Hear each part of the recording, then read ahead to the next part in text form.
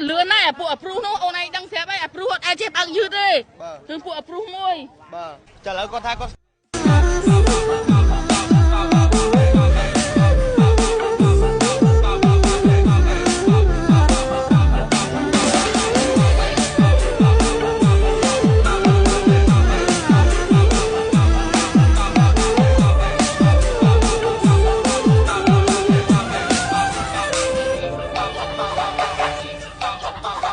giờ ta chẳng còn chi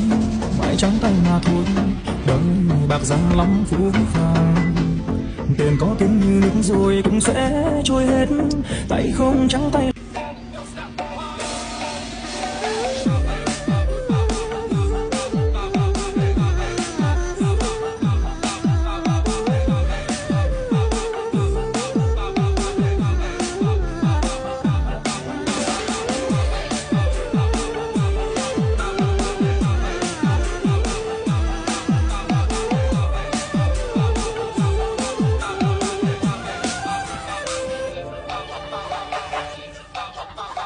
Giờ ta chẳng còn chi